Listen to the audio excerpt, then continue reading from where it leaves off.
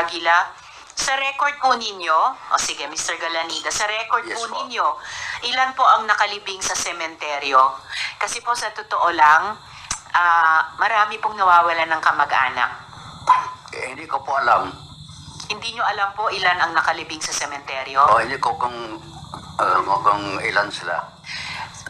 Kayo naman po, Bago lang yun po ang nung una starting until I think only 2023. Pero before that, pupunta naman doon naman ilibing sa Barangay Siring na sementeryo.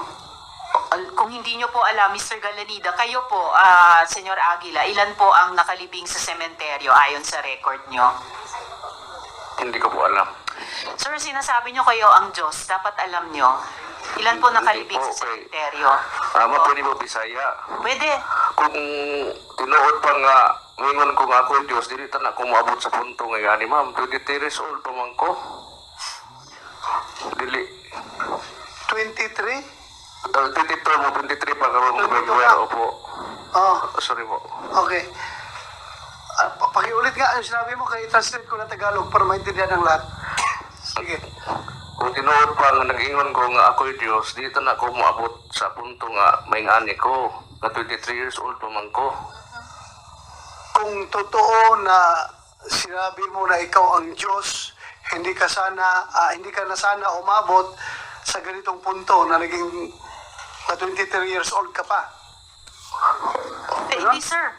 At Hindi, Mr. hindi Chair, ako. umabot si Yesu Cristo ng 33. May isang dekada pa kayo.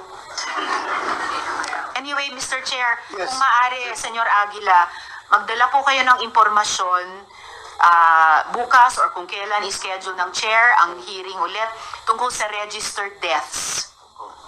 Ma'am, pwede po tanungin natin yung mga bata dito sa sa likuran. Sino po yung nasa likuran na tinutukoy niyo?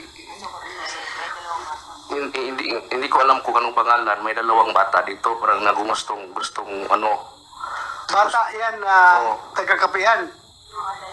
Dala ninyo yan, dala ninyo. Isa po silang mga witnesses kasi yung isa na-release dati po sa hinihingi namin na habeas corpus at isa ka din lumayas sa sabi ko po nandoon sa kamay ng LGU at saka DSWD.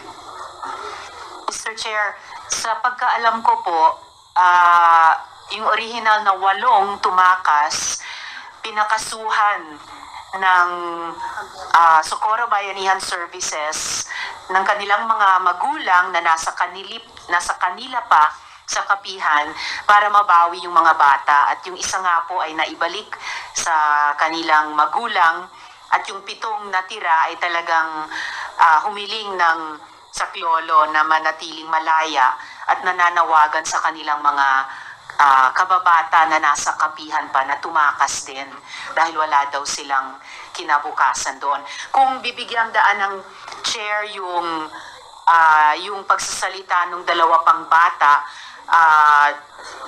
nagtitiwala naman ako na itatayo pa rin sa prinsipyo ng best interest of the child at idadaan sa tamang proseso sa kamay ng DSWD na hindi lang ihaharap ng ganyan-ganyan lang ni na Senyor Aguila sila sa komite. Mr. Chair, I think Mr. Chair, Go ahead, Senator Tolentino. we agree with Senator Ontiveros that there should be a process concerning this.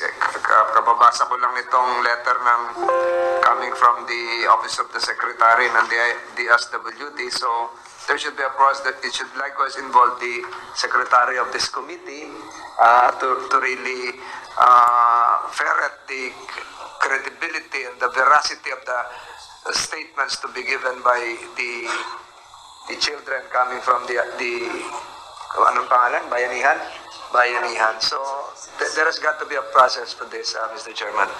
Well, in the interest of fairness, no, as the chair, ako gusto ko talaga lahat magbigyan dito. Kung pupwede lang, pero yun nga, we are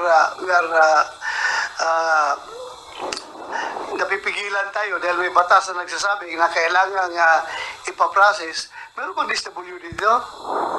Ano, kaya nyo i-process ng mabilisan bago natin i-present kung gusto talaga nang i-present?